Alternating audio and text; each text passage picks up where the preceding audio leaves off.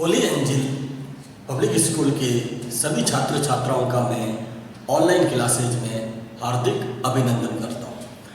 जैसा कि आप सब छात्र छात्राओं को पता है कि रेगुलर ऑनलाइन वीडियोस में अभी हम राइटिंग और ग्रामर 2 सेक्शन ले रहे हैं। आज फिर हम राइटिंग सेक्शन में आज एक नए टॉपिक पे हम चर्चा करेंगे और ये राइटिंग का जो ये टॉपिक है ये लॉन्ग कंपोजिशन का एक टॉपिक है और इस टॉपिक का नाम है फैक्चुअल डिस्क्रिप्शन। फैक्चुअल डिस्क्रिप्शन का मतलब होता है किसी वास्तविक तथ्य पे, किसी भी वास्तविक घटना या किसी भी वास्तविक चीज से जुड़ी हुई कोई बात, चाहे वो इवेंट बेस हो या पर्सन बेस हो या ऑब्जेक्ट बेस हो, उन घटनाओं पे आने वाला कोई भी ऐसा एक टॉपिक जिसको हम राइटिंग के जरिए बिल्कुल वास्तविक तथ्यों के साथ जब हम उसको लिखते हैं तो इंग्लिश में इस राइटिंग सेक्शन को फैक्चुअल डिस्क्रिप्शन में गिना जाता है। फैक्चुअल का मतलब ही होता है वास्तविक, है ना।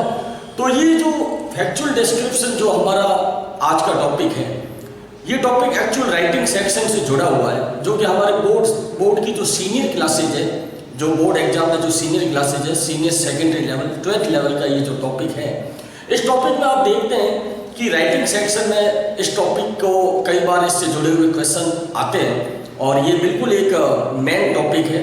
और इस टॉपिक को आप देखें तो फैक्चुअल डिस्क्रिप्शन, वास्तविक तथ्यों पर लिखा गया एक विवरण, बिल्कुल ये हमारे बोर्ड एग्जाम में इसका जो क्वेश्चन रहता है वो कंप्लीटली 7 मार्क्स का क्वेश्चन रहता है। 7 मार्क्स का ये क्वेश्चन रहता है जो हमारे बोर्ड एग्जाम में इससे जुड़ा हुआ क्वेश्चन आता है। तो आज हम ये समझेंगे कि इस तरह के क्वेश्चन को, जब कोई ऐसा क्वेश्चन जो फैक्चुअल डिस्क्रिप्शन पे हमारे राइटिंग सेक्शन में जब आता है, जो कि 7 मार्क्स का बड़ा महत्वपूर्ण ये क्वेश्चन है, क्योंकि पूरे 7 मार्क्स इसमें हमें मिल सकते हैं। तो आज हम फैक्चुअल डिस्क्रिप्शन को ये समझते हुए कि इसको किस तरह इस क्वेश्चन को अटेंड किया जाए, किस तरह से इसके टॉपिक पे कोई विवरण लिखा जाए राइटिंग के तहत, तो उसको आज हम समझेंगे। सबसे पहले इस टॉपिक को शुरू करने से पहले मैं आपसे ये बात करना चाहूँगा कि हम इसकी सबसे पहले इसकी परिभाषा को जानेंगे। फैक्चुअल डिस्क्रिप्शन एक्चुअल है क्या, डेफिनेशन। अब बहुत ध्यान से देखिए, यहाँ पे लिखा हुआ है a factual description is a writing that, यानी कि फैक्चुअल डिस्क्रिप्शन जो वास्तविक तथ्यों पे एक विवरण है जो कि लिखा जाता है, किस पे, डिस्क्राइब्स, जो कि एक्सप्रेस करता है किन चीजों को, अ पर्सन किसी व्यक्ति विशेष पे, प्लेस किसी जगह विशेष पे, इवेंट किसी घटना को लेके, and explains a process in a matter of fact way. और ये इन सब चीजों पे अगर कोई ऐसा तथ्य जिसमें अगर वो तथ्य किसी पर्सन बेस पे है, प्लेस बेस पे है, ऑब्जेक्ट बेस पे है, इवेंट बेस पे है, तो उस पर जब आप तथ्यात्मक रूप से एक बिल्कुल वास्तविक फैक्ट, वास्तविक चीजों को एक्सप्रेस करते हैं, उसे फैक्चुअल डिस्क्रिप्शन कहा जाता है। फैक्चुअल डिस्क्रिप्शन को जब हम राइटिंग सेक्शन में यूज करते हैं तो उससे पहले हमें कुछ बेसिक बातों का ध्यान रखना बहुत जरूरी है। हमारा देखो कोई भी टॉपिक हो, चाहे वो राइटिंग में हो या ग्रामर में, हमारा कॉन्सेप्ट हमेशा क्लियर होना चाहिए। जब हमारा कॉन्सेप्ट क्लियर होगा तो हम किसी भी तरह के क्वेश्चन को बहुत इजीली कर सकते हैं। तो जैसे फैक्चुअल डिस्क्रिप्शन का ये जो टॉपिक है, इसमें मैं आपसे चर्चा करना चाहूँगा कि पॉइंट्स टू रिमेंबर, यानी कि फैक्चुअल डिस्क्रिप्शन को अभी फिलहाल हम उसका इंट्रोडक्शन देख रहे हैं। तो इंट्रोडक्शन के तहत हमें इसके जो बेसिक बातें हैं, जो मेन पॉइंट्स हैं, जो कॉन्सेप्ट की बातें, वो हमें ध्यान में रखनी है। वो बातें कौन कौन सी हैं आप देखिए कि जब भी आप किसी फैक्चुअल डिस्क्रिप्शन पे टॉपिक पे जब लिखते हैं तो आपको पहली क्या ध्यान देना है कि फैक्चुअल डिस्क्रिप्शन हमेशा कुल 4 चीजों पे लिखा जाता है, 4 बातों पे लिखा जाता है। इसके जो सब्जेक्ट होते हैं वो 4 तरह के होते हैं। किन 4 सब्जेक्ट पे ये लिखा जाता है? पहला है event, a process of a place and object. इन तरह की 4 बातों पे इस पे लिखा जाता है। अब आप समझिए कि पहला जो इसका पॉइंट है जो महत्वपूर्ण है वो है think of the main points first. सबसे पहले जब आप फैक्चुअल डिस्क्रिप्शन लिखना शुरू करते हैं किसी भी एक सब्जेक्ट पे, चाहे वो इवेंट बेस्ड हो, ऑब्जेक्ट बेस्ड हो, या फिर वो किसी प्लेस बेस्ड हो, है ना। तो जब आप उसको लिखना शुरू करते हैं तो सबसे पहले आप जो अपनी स्टार्टिंग लाइन है उसके बारे में आप सोचें कि आप किन मुख्य बिंदुओं से, किस मुख्य बात के साथ उसकी पहली लाइन को शुरू करोगे या पहली लाइन को आप कितना अच्छा स्टार्ट दोगे, वो महत्वपूर्ण है। ठीक है। दूसरा है organise these points in a logical sequence, यानी कि जब भी आप तथ्यात्मक रूप से किसी फैक्चुअल डिस्क्रिप्शन पे जब राइटिंग करते हैं, यानी कि उसको जब लिखते हैं, तब आप ज़्यादा से ज़्यादा ये ध्यान रखें आपके जो पॉइंट जो आप उसमें लिख रहे हो स्टार्टिंग से, तो वो सारे सीक्वेंसली बहुत ज़्यादा तार्किक होने चाहिए, बिल्कुल तार्किक होने चाहिए, उसमें कोई भी अनसुलझी या फालतू बातें ऐड ना करें। तीसरा जो इसका है point, don't use first and second person, use only third person. मतलब जब भी आप फैक्चुअल डिस्क्रिप्शन राइटिंग करते हैं तो उसमें फर्स्ट और सेकंड पर्सन को आप बिल्कुल इग्नोर करें, फर्स्ट और सेकंड पर्सन को लेके आप राइटिंग बिल्कुल ना करें। आप जब भी इसको लिखें तो आपका डायरेक्शन थर्ड पर्सन के रूप में होना चाहिए, यानी कि थर्ड पर्सन में आपको राइटिंग करना है। फिर इसका जो फोर्थ पॉइंट है, write the paragraph in simple present tense, events of past use past tense, यानी कि जब भी आप इस तरह के राइटिंग सेक्शन में फैक्चुअल डिस्क्रिप्शन में जब आप राइटिंग करें तो ज़्यादा से ज़्यादा कोशिश करें कि आपका जो टॉपिक है वो प्रेजेंट टेंस में लिखा जाए। लेकिन एक टॉपिक ऐसा है जो होता है इवेंट बेस्ड, जो इवेंट बेस्ड पे जब आप लिखते हैं, इवेंट का मतलब होता है घटना, तो इवेंट बेस्ड पे जो आप राइटिंग फैक्चुअल डिस्क्रिप्शन लिखेंगे वो पास्ट टेंस में होना चाहिए। बाकी आप प्रेजेंट टेंस का ज़्यादा से ज़्यादा, दूसरे जो सब्जेक्ट है ऑब्जेक्ट बेस पे है, पर्सन बेस पे है ना, या प्लेस बेस पे, उसमें आप प्रेजेंट का प्रयोग करें। लेकिन जो इवेंट बेस्ड पे है, जो घटना पे आता है, उसमें आप पास्ट टेंस का प्रयोग करें। फिर है use link words like first then next finally, यानी कि जब आप फैक्चुअल डिस्क्रिप्शन पे राइटिंग करें तब आप एक घटना से जब दूसरी घटना पे जा रहे हैं, यानी कि एक घटना के रिजल्ट को जब आप दूसरी लाइन में शो कर रहे हैं, तो आप उसको ध्यान रखें, उसमें आप लिंक वर्ड्स यूज करें कुछ इस तरह से, first and then next and finally. तो इस तरह से आप उसको जब बिल्कुल एक लॉजिकली, मतलब आप उसको रिजल्ट की तरफ ले जाते हैं, एक घटना से दूसरी घटना और दूसरी से तीसरी घटना की तरफ ले जाते हैं, तो रिजल्ट वाइज उसको जब आप आगे बढ़ाते हैं तो कुछ इस तरह के लिंक वर्ड्स को आप यूज करें, first then next and finally, इस तरह। ठीक है। अब मैं आपसे आगे चर्चा करना चाहूंगा इसका फॉर्मेट। जो इसका फॉर्मेट है वो आप ध्यान रखें। फॉर्मेट में मैं आपको पहली चीज जो मैं आपसे चर्चा करूंगा वो है टाइटल, है ना। टाइटल को हिंदी में कहते हैं शीर्षक, है ना। जो आपकी हेडिंग है वो बहुत इंपॉर्टेंट है। आप जिस पे, अगर मान लो बोर्ड एग्जाम में क्वेश्चन, कोई भी क्वेश्चन किसी भी टॉपिक पे आ सकता है, ग्लोबल वार्मिंग है या किसी भी चीज पे, या फ्लड है, कुछ भी जिस पे आप लिख रहे हो। और मैंने जैसे कि आपको बताया कि 4 टॉपिक पे, 4 सब्जेक्ट पे हमेशा फैक्चुअल डिस्क्रिप्शन डिवाइड होता है या उस पर जुड़ा हुआ क्वेश्चन आता है, event based, object based, person based and place based. ठीक है। तो सबसे ज्यादा जरूरी कि आपका टाइटल क्या है, तो टाइटल आपको बिल्कुल सेंटर में लगाना है, कैपिटल वर्ड्स में, तो जिसका 1 मार्क्स हमें मिल जाता है। ठीक है। तो टाइटल बिल्कुल आप बिल्कुल सेंटर में ऑर्गेनाइज करें।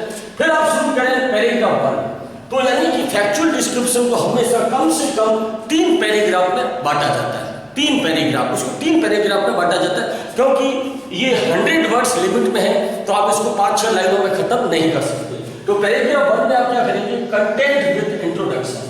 कंटेंट विद इंट्रोडक्शन यानी आपका जो कंटेंट बिल्कुल सही होना चाहिए, तथ्यात्मक होना चाहिए, यानी फैक्चुअल होना चाहिए, वास्तविक होना चाहिए, और वास्तविकता से जुड़ा हुआ आपका जो इंट्रोडक्शन की जो फर्स्ट लाइन है, फर्स्ट से 2 लाइन, वो बड़ी कंटेंट के साथ होनी चाहिए, लॉजिक भी होनी चाहिए। पैराग्राफ 2 में आप क्या शो करेंगे, पैराग्राफ 2 में आप शो करेंगे एक्सप्रेशन विद एलोबोरेशन। एक्सप्रेशन विद एलोबोरेशन मतलब आप इसमें जिन बातों पे, जो भी, चाहे किसी भी टॉपिक पे आप जो चर्चा कर रहे हैं या उससे जुड़ी हुई तथ्यात्मक बातें लिख रहे हैं, वो बिल्कुल विस्तार के साथ होनी चाहिए, और उसका एक लॉजिक होना चाहिए, उसका एक एक्सप्रेशन होना चाहिए। तीसरा पैराग्राफ जो आप बनाते हैं वो होता है पर्सनल और जनरल। मतलब जनरली ये व्यक्तिगत रूप से देखा जाए तो आप इसमें एक तरह का कोई बढ़िया लॉजिक दे सकते हैं या किसी वास्तविक घटना के साथ इसको जोड़ सकते हैं, और इसमें आप और भी कई चीज़ों को आगे, लेकिन मतलब उसको इस तरीके से आप पेश करें कि वो एक व्यक्ति व्यक्तिगत रूप से सामान्य हो जाए, मतलब सब तरह के लिए हो जाए। फिर एक्सपीरियंस, आप चाहें तो उसके साथ एक अपना एक्सपीरियंस कुछ इस तरह से आप उसमें ऐड करें जो व्यक्तिगत रूप में ना हो कि सामूहिक रूप से हो जाए। तो इस तरीके से आप देखो, मैंने इनको एक मार्क्स में डिवाइड किया है। तो आप देखिए, अगर आपका टाइटल सही तो आपको 1 मार्क्स मिल जाता है। अगर आपका पैराग्राफ 1 एंड पैराग्राफ 2 प्रॉपर तरीके से है तो आपको दोनों में 2-2 मार्क्स मिल जाते हैं। फिर उसके बाद आप देखें कि आपका जो पर्सनल और जनरल जो मैंने आपको बताया उसका 1 मार्क्स है, एंड एक्सपीरियंस का 1 मार्क्स। तो आप टोटल को काउंट करें, ये टोटल 7 मार्क्स हो जाता है। कितना हो जाता है? 7 मार्क्स, ठीक है। और वर्ड्स लिमिट है, जो हमारी वर्ड लिमिट है वो है 100 वर्ड, यानी हमें 100 वर्ड्स तकरीबन हमें 10 लाइन्स है ना, 10 लाइन्स में इनको पूरा क्लियर करना है। और आप एक चीज का ध्यान रखें कि ये बिल्कुल अभी हमने इसके जो ज़्यादा अभी हमने इसको समझने के दौरान ये समझा कि सबसे पहले फैक्चुअल डिस्क्रिप्शन वास्तविक में होता क्या है, इसकी रियल डेफिनेशन क्या है। उसके बाद इसको ध्यान में रखने वाली जो मुख्य बातें हैं उनको हमने चर्चा में अभी लिया, आपने देखा कि हमने उस पर चर्चा की। उसके बाद मैंने आपको ये फॉर्मेट बताया कि किस तरह फैक्चुअल डिस्क्रिप्शन डिवाइड होता है और किस तरह हर एक फॉर्मेशन के नंबर्स होते हैं, और उसको अगर हम जैसे जैसे 1 बाय 1 क्लियर करते हैं तो हमें किस तरह मार्क्स मिलते हैं। और हमने इसके कॉन्सेप्ट को भी क्लियर किया कि किस तरह से ये इसमें हमें छोटी छोटी बातों का ध्यान रखना है, ठीक है ना। इससे क्या होता है कि हमारा फैक्चुअल डिस्क्रिप्शन और ज़्यादा रिलायबल बनता है और ज़्यादा क्रेडिबल बनता है, क्रेडिबल मतलब विश्वसनीय बनता है, वो और ज़्यादा अच्छा बनता है। तो इसलिए हमें बेसिक बातों का ध्यान रखना जरूरी है। अब आगे हम देखेंगे कि किस तरह फैक्चुअल डिस्क्रिप्शन अलग अलग पार्ट्स में डिवाइड होता है और उनके क्या क्या कंटेंट होते हैं और किस तरह फैक्चुअल डिस्क्रिप्शन को बढ़ाया जाता है, वो हम आगे देखेंगे। डिस्क्रिप्शन है ये जो टॉपिक है जो वास्तविक तथ्यों पे लिखा जाता है, तो इसको टोटल 4 सब्जेक्ट बेस पे बांटा गया। मतलब फैक्चुअल डिस्क्रिप्शन अगर हमारे देखा जाए तो हमारे सीनियर सेकेंडरी बोर्ड एग्जाम में इसके जिस टॉपिक पे ये इसको यूज किया जाता है, जिस टॉपिक पे ये आता है, वो टॉपिक कौन कौन से, तो वो आप देखें उन 4 तरह के सब्जेक्ट को, मतलब 4 तरह के टॉपिक्स को बताया गया है, बांटा गया है। और वो 4 टॉपिक कौन से आप देख सकते हैं। पहला है पर्सन बेस्ड, पहला है पर्सन बेस्ड, मतलब क्या है, किसी ऐसे व्यक्ति विशेष पे आपको टिप्पणी करनी है या उस पर आपको राइटिंग करना है। तो पर्सन बेस्ड अगर कोई ऐसा चर्चित व्यक्ति है या जाना पहचाना नाम है या उसके द्वारा कोई बड़े बड़े काम किए गए हैं, तो आप उस पर आपको एक उसकी कोई विशेष घटना या उसको लेके, मतलब उसके द्वारा किए गए कार्यों की समीक्षा या उसके द्वारा कोई ऐसा बड़ा काम जिस पे आप एक लिखना चाहते हैं, तो आप देख सकते हैं कि उसको आपको किस तरह आपको उसको लिखना है। तो मैंने आपके सामने यहाँ पे कुछ पॉइंट्स लिख दिए हैं। ये जो पॉइंट्स है ABCDEFGH, मैंने लगभग 7-8 पॉइंट लिखे। इन पॉइंट्स को आप मीडियम बढ़ा के, आधार बढ़ा के आप फैक्चुअल डिस्क्रिप्शन लिख सकते हैं। तो आप देखिए, जैसा कि कोई आपका टॉपिक किसी पर्सन बेस पे आकर किसी भी पर्सन बेस पे आ सकता है, तो आप सबसे पहले नेम ऑफ द पर्सन, आप उस पर्सन का नाम लिखिए, उस पर्सन को इंट्रो करिए, ठीक है। दूसरा है रिलेशनशिप, मतलब कि उसका वर्तमान समय में उस पर्सन का किन किन चीजों से संबंध रहा, वो आप इंट्रो कीजिए। उसके बाद प्रोफेशन, मतलब उसका कार्य किस तरह से रहा, वो आप इंट्रो करिए। और फिर उसके बाद उसका सोशल बैकग्राउंड, सोशल बैकग्राउंड मतलब ये है कि उसकी भूतकालिक समय में उसका क्या क्या, उसका बैकग्राउंड किस तरह से रहा और अभी प्रेजेंट में वो किस तरह उसने अपना कई जगहों पे अपने मूवमेंट को चलाया, तो आप बताइए। उसके बाद है फिजिकल अपीयरेंस, मतलब हो सकता है कि आपको उनके कुछ ऐसी शारीरिक संरचना को लेके भी उसको आप बता सकते हैं। फिर उसमें मेंटल एंड मॉरल क्वालिटीज, मतलब उनका किसी भी कार्यक्रम को लेके उनका जो डिटर्मिनेशन है वो आपको लिखना है। और उसके बाद आप लिखिए एक्शन, उनके द्वारा क्या क्या कार्य किए गए वो आप लिखिए। एंड लास्ट में ओपिनियन ऑफ अदर्स, मतलब दूसरे लोगों की उस पर्सन के बारे में क्या राय रही है ना, क्या समीक्षा रही, वो आप लिख सकते हैं। तो ये आपका क्या होगा, एक 7 से 8 पॉइंटों में, इन पॉइंटों को आप मीडियम बना के, आधार बना के आप उसमें फैक्चुअल डिस्क्रिप्शन लिख सकते हैं। तो पहला जो सब्जेक्ट रहता है फैक्चुअल डिस्क्रिप्शन किस टॉपिक पे आता है, पर्सन बेस्ड। दूसरा जो टॉपिक है वो है प्लेस बेस्ड। प्लेस बेस्ड का मतलब होता है किसी जगह विशेष को लेके, कोई ऐसी जगह है जिसको लेके आपने विजिट किया या आप वहाँ गए और आपने वहाँ क्या पाया, क्या देखा, है ना, क्या अनुभव किया, वो आपको डिस्क्राइब करना है फैक्चुअल डिस्क्रिप्शन में। तो आप देखिए, सबसे पहले आप क्या करिए, नेम ऑफ द प्लेस, आप उस जगह का नाम बता दीजिए जहाँ पे आपने विजिट किया। उसके बाद एटमॉस्फेयर, वहाँ का एक अजीब सा अलग सा वातावरण, आप उस वातावरण में क्या पाया आपने वो आप डिस्क्राइब कीजिए। उसके बाद फीचर्स, मतलब फीचर्स का मतलब होता है कि उसको लेके अलग अलग मतलब तरीके की एक मतलब कहते हैं ना कि उसकी अच्छी बातें, फीचर्स मतलब अच्छी बातें, क्या रहा, क्या बढ़िया है, क्या वो अच्छा देखने लायक है और क्यों है। उसके बाद आप देखिए इम्पोर्टेंस, कि जब इस तरह के विजिट प्लेसेस जब टूरिस्ट के संपर्क में रहते हैं या आपने वहाँ पर विजिट किया तो उनकी एक इम्पोर्टेंस क्या है, किस तरह से वो ज़्यादा से ज़्यादा अच्छा है। उसके बाद देखिए अदर इन्फॉर्मेशन, अगर उसके संबंध में और भी कोई अच्छी जानकारी है तो वो आप डिस्क्राइब कीजिए। उसके बाद देखिए हमारा तीसरा जो टॉपिक है वो है ऑब्जेक्ट बेस्ड। ऑब्जेक्ट बेस्ड मतलब क्या होता है, किसी भी ऐसे टॉपिक पे चर्चा, वो टॉपिक किसी भी तरह का हो सकता है, किसी भी तरह के टॉपिक पे। तो आप देखिए, सबसे पहले आप टॉपिक का नाम बताइए, उसको इंट्रो करिए।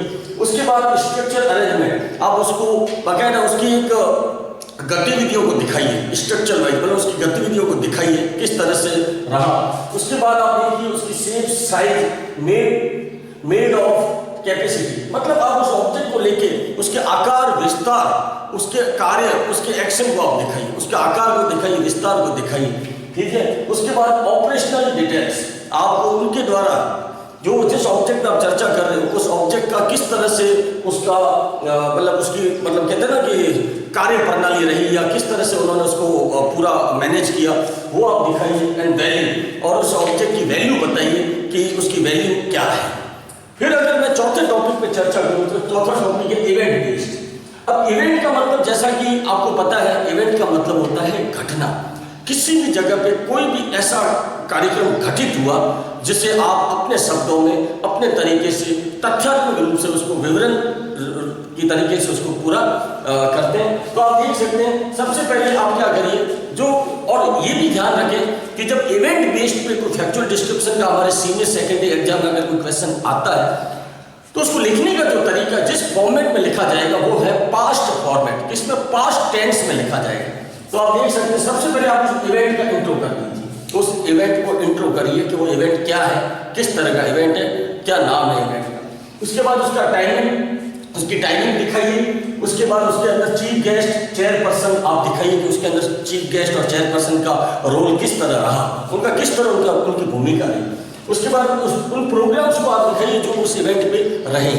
उसके बाद आप देखिए कि एनी अदर रेलिवेंट इंफॉर्मेशन, मतलब आपको लगे उसके साथ साथ कुछ ऐसी एक दो चीजें और अच्छी हो गई तो वो भी आप उसमें ऐड करिए। अब इवेंट तो कई तरह के होते हैं, जैसे स्कूल में भी कई इवेंट होते हैं, इंडिपेंडेंस डे होता है, रिपब्लिक डे होता है, फेयरवेल होता है, बहुत से इवेंट होते हैं, कई जगह पे होते हैं। तो अब उनको आपको बिल्कुल एक सीक्वेंसली उनको आपको लिखना है। तो जैसा कि हमने अभी थोड़ी देर पहले हमने फैक्चुअल डिस्क्रिप्शन के सारे रूल्स हमने देख लिए कि उसका कैसे उसको पॉइंट और कैसे रूल्स के तहत उसको बढ़ाया जाता है, क्या क्या यूज किया जाता है। तो अब मैं आपके सामने चाहूँगा कि मैं आपके सामने फैक्चुअल डिस्क्रिप्शन का छोटा सा टॉपिक लूँ और उसको हम बिल्कुल एक राइटिंग के जरिए देखते हैं कि किस तरह वो बनता है। लेकिन अब मैं वापस दोबारा से आपको ये बताना चाहूँगा कि जो फैक्चुअल डिस्क्रिप्शन है वो 4 सब्जेक्ट पे आता है। पहला है person based, place based, object based and event based. और इन सब के ये पॉइंट्स दिए हुए हैं, इन पॉइंट्स के आधार पर इनको मीडियम बढ़ा के आप इनको प्रैक्टिस में लाके फैक्चुअल डिस्क्रिप्शन को खुद से बढ़ाने की कोशिश करें और कर भी सकते हैं और अच्छा कर सकते हैं। अब देखिए, मैं आपके सामने एक टॉपिक पे चर्चा करूंगा, जैसे कि है फेयरवेल पार्टी। ये भी आप देख सकते हैं फेयरवेल पार्टी। तो फेयरवेल पार्टी जो होती है, जो ये जो कार्यक्रम होता है, ये ज़्यादातर स्कूल एंड कॉलेजों में होता है। तो आप देख सकते हैं जब हमारे सीनियर क्लास के बच्चे जब सीनियर बोर्ड एग्जाम से पहले जब वो स्कूल से विदा लेते हैं, जैसे विदाई समारोह कहा जाता है, उस विदाई समारोह आप देखिए कि 11th के बच्चे किस तरह उनका स्वागत करते हैं, उनको विदाई देते हैं। तो उसके ऊपर एक जो कार्यक्रम स्कूल में रखा जाता है जिसे फेयरवेल पार्टी कहा जाता है, ठीक है ना। तो ये एक मिला जुला कार्यक्रम रहता है जिसमें टीचर्स भी शामिल होते हैं, स्टूडेंट्स भी शामिल होते हैं। अब मान लो आपके एग्जाम में इसी टॉपिक पे एक क्वेश्चन आ गया कि आपको right factual description on farewell party 100 words. अब आपको ये भी ध्यान रखना, वर्ड लिमिट जो 100 है उस हिसाब से आपको उस पर लिखना है। तो अपन सबसे पहले आपको मैंने अभी थोड़ी देर पहले बताया किस तरह एक पूरे फैक्चुअल डिस्क्रिप्शन की जो नंबर्स होते हैं, जो मार्क्स होते हैं वो डिवाइड होते हैं। टाइटल का 1 मार्क्स है, इंट्रो एक्सप्रेशन है, एलोबोरेशन है, तो किस तरह उनके मार्क्स डिवाइड होते हैं। और हमें इसमें ये भी ध्यान रखना है, टेंस का ध्यान रखना है, ग्रामर एंड वोकेबुलरी का ध्यान रखना है, थर्ड पर्सन का ध्यान रखना है। तो इन बेसिक बातों को भी ध्यान रखना है। तो हम सबसे पहले चर्चा करेंगे फेयरवेल पार्ट की। तो मैंने आपको जैसे बताया कि जब भी आप कोई फैक्चुअल डिस्क्रिप्शन को राइटिंग में लिखें तो सबसे पहले उसका जो हेडिंग है, जो उसका टाइटल है, उसको आप सेंटर में फर्स्ट पेज पे बड़े वर्ड में कैपिटल्स में लिख दें, ठीक है। उसके बाद आपको जो अगला काम करना है वो क्या करना है, आपको इसके अंदर हालांकि लगभग एक फैक्चुअल डिस्क्रिप्शन में आपको 7 से 8 मिनट लग सकते हैं या 10 मिनट भी लग सकते हैं, तो कोई बड़ी बात नहीं है।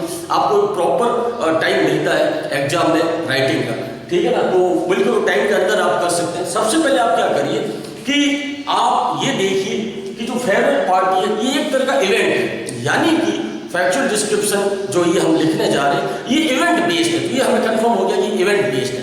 तो आप क्या करिए, इनके जो ये पॉइंट्स हैं, जो मैंने आपको ये अभी स्क्रीन पर आप देख सकते हैं, जो ये पॉइंट्स हैं, इन पॉइंट्स को आप क्या करिए, इनको एक रफ पेपर पे, मतलब कॉपी के पीछे एक रफ पेपर पे आप उनके उसमें अपने कंटेंट जोड़ते हुए इन पॉइंट्स को लेके कम से कम 7 से 8 लाइन्स बना दीजिए, ठीक है। 7 से 8 लाइन एक रफ पेपर पे पीछे आप बना दीजिए आराम से, बिल्कुल थोड़ा सोच के अच्छे से। और वो कैसे बनाना है वो आप देखिए। ये जैसे मैंने आपके सामने लिखा है कंटेंट, है ना। ये जो कंटेंट है, अब इसमें देखिए सबसे पहले है इवेंट बेस्ड। अभी जो इवेंट बेस्ड है, आपको ये पता है इवेंट बेस्ड में, तो आपने पीछे रफ पेपर पे आपको क्या करना है, सबसे पहली जो लाइन आपको बनेगी इन पॉइंट्स के आधार पर, पहली लाइन वो ये है, when did the event occur, venue of the event, यानी कि ये प्रोग्राम कहाँ हुआ, कैसे शुरू हुआ और उस जगह का नाम आपको बताना कि भाई यहाँ पे हुआ और इस तरह से शुरू हुआ, ठीक है। उसके बाद आप उसमें और इसमें आप टाइमिंग भी बता सकते हैं कि भाई इतने बजे शुरू हुआ। उसके बाद अगली जो लाइन आपको बनानी है वो है सीक्वेंस ऑफ प्रोग्राम, मतलब उस फेयरवेल पार्टी में जो भी प्रोग्राम रहे वो किसके द्वारा रहे, कैसे आयोजित हुए, किस तरह उन प्रोग्राम्स को आपने एक्शन में लिया, वो लाइन आपको 2-3 लाइन्स, आपको 2 लाइन्स आप आराम से बना सकते हैं। सीक्वेंस बनाना है आपको कि वो प्रोग्राम क्या क्या रहे। उसके बाद आप देखिए information about participant, chief guest. अब आपको क्या है कि इस फेयरवेल पार्टी में किन किन बच्चों ने पार्टिसिपेट किया, क्योंकि देखो फेयरवेल पार्टी में कुछ प्रतियोगिता भी होती है ना, कुछ कॉन्टेस्ट भी होते हैं, प्रतियोगिता होती है, तो बच्चों ने भाग लिया, उसमें कोई जीते कोई हारे। फिर चीफ गेस्ट ने किस तरह उनको, जो चीफ गेस्ट है, चेयरपर्सन है, स्कूल प्रिंसिपल है, किस तरह उनको रिवॉर्ड दिया, है ना। तो वो भी तो होता है ना, फेयरवेल पार्टी में सब कुछ होता है। कुछ बच्चे ऐसे हैं जिनको पहले से कोई पुरस्कार, उनको स्कूल में उन्होंने अच्छी एक्टिविटी में पार्ट लिया और उन्होंने वो अच्छा मतलब पार्टिसिपेट रहे, तो उनको रिवॉर्ड भी दिया जाता है। तो वो ऐसे अवसरों पर दिया जाता है, तो वो भी आप डिस्क्राइब करें। तो इस तरह आप क्या है कि आपको इंट्रो देना है कि किस तरह की कॉन्टेस्ट रहा, किस तरह की प्रतियोगिता रही, चीफ गेस्ट ने उसके ऊपर क्या रिवॉर्ड दिया, तो वो आप इसको सीक्वेंसली इसमें बताइए। जो 4th लाइन है वो है kind of organisation, people responsible for programme arrangement. अब आप 4th लाइन में आपको दिखाना है कि कौन कौन से प्रोग्राम रहे, वो आपको दिखाना है। उसके बाद आपको ये दिखाना है कि इन प्रोग्राम्स को किसने ऑर्गेनाइज किया, किसने हैंडल किया, किसने स्टार्ट किया, वो आप दिखाइए, ठीक है। और इसके बाद जो 5वीं लाइन है वो है results if describing a contest, मतलब उस जो प्रतियोगिता रही उसमें जो जीता है, जो भी रहा कार्यक्रम, उसको एंडिंग में आपने किस तरीके से उस प्रोग्राम से जुड़े हुए लोगों को किसके द्वारा क्या इनाम दिया गया और किस तरह वो प्रोग्राम अंत में जाके खत्म हुआ। तो आप सबसे पहले 7 से 8 लाइन्स उन पॉइंट्स के जरिए एक रफ पेपर पर बना दीजिए और इजीली बना सकते हो।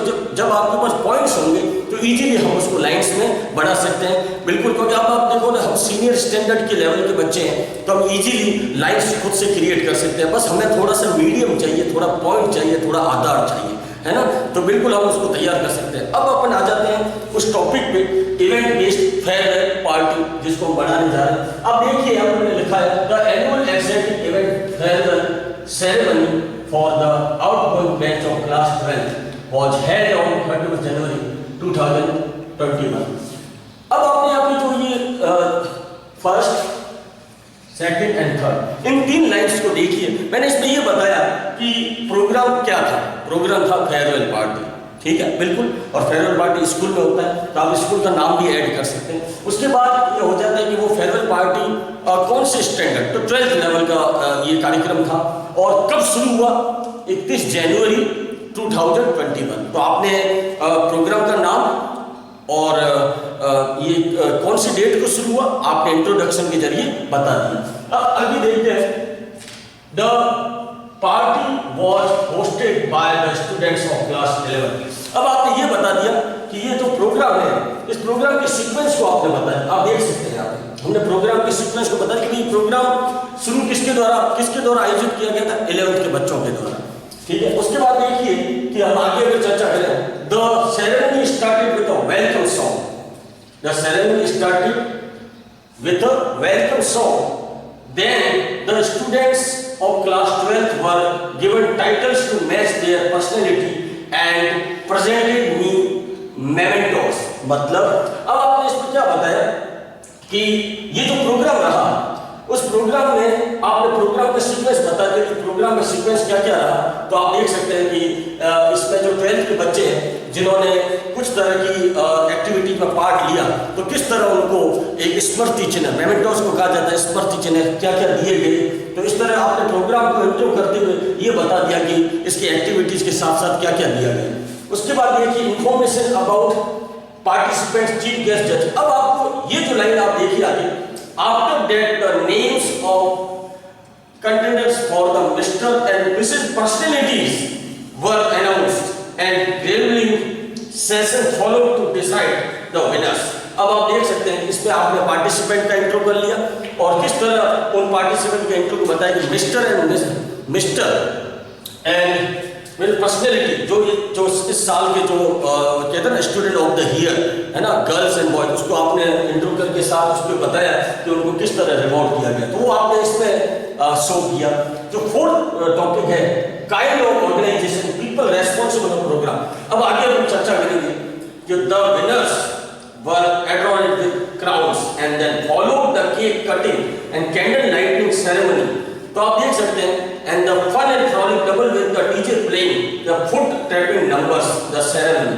तो ये आप जब इन 3 लाइन्स पर मैं चर्चा करूं तो आप देख सकते हैं इसमें मैंने क्या दिखाया कि प्रोग्राम किसके द्वारा, बच्चों के द्वारा ऑर्गेनाइज किया गया।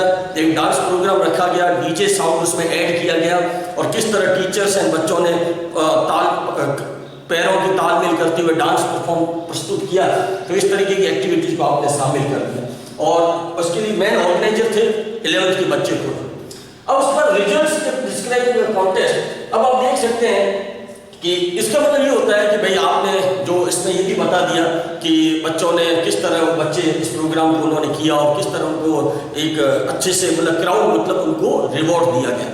और लास्ट में आपने जाके इसका रिजल्ट भी बताया कि जो ये प्रोग्राम है इसका जो एंडिंग रहा वो किस तरह का रहा। तो एंडिंग आप देख सकते हैं, मैंने आपको बताया कि ceremony concluded with the principles blessing and tearful farewell notes. अब इस लाइन को बहुत ध्यान से देखिए कि जो इसका रिजल्ट, यहाँ रिजल्ट का मतलब ये नहीं है कि भाई कोई प्रतियोगिता हुई है उसका रिजल्ट मतलब इस प्रोग्राम का एंड क्या है, आखिर इस किस तरह ये इसका एंड हुआ। तो आपने बताया कि जो स्कूल के जो टीचर्स थे, प्रिंसिपल्स थे, उन्होंने कितने आंसुपूरित आंखों से, भावभीनी आंखों से बच्चों को विदाई दी, किस तरह से उनसे संपर्क रखा, किस तरह से उनके साथ वो गार्लैंडेड हुए। तो इस तरीके से आपने उसको इस प्रोग्राम का and, the result of and के रूप में दिखाया। तो आप देख सकते हैं कि बिल्कुल एक प्रॉपर तरीके से इस फेयरवेल पार्टी जो फैक्चुअल डिस्क्रिप्शन का ही एक पार्ट है, किस पे है, इवेंट बेस्ड, इस पे इवेंट बेस्ड। और इन पॉइंट्स के जरिए, इन पॉइंट्स को मीडियम बना के, आपने इनको आधार बना के एक रफ पेपर पे पहले इसके कंटेंट सेट कर लिए। ये देखो किस तरह कंटेंट है, आपने कंटेंट बना के उसको रफ पेपर पे पहले आप बढ़ा दीजिए लाइन वाइज और फिर उसको आप फ्रेश पेज में असेंबल कीजिए, उनको वहां लाके उनको सीक्वेंसली आप रखिए और इस तरीके से आपका फैक्चुअल डिस्क्रिप्शन उस टॉपिक पे अच्छे से तैयार हो जाएगा। और ये कब होगा, जब आप इन सबको रेगुलर यूटिलाइज करते हुए, खुद से प्रैक्टिस करते हुए कम से कम 8 से 10 ऐसे फैक्चुअल डिस्क्रिप्शन को बनाइए तो आप निश्चित रूप से बहुत आसानी से इस तरह के टॉपिक्स पे राइटिंग कर सकते हैं और अच्छे से नंबर अचीव कर सकते हैं। और एक ध्यान देने के बाद ये टोटल 7 मार्क्स का टॉपिक है, इसलिए बहुत इंपॉर्टेंट है। Stay and safe at home.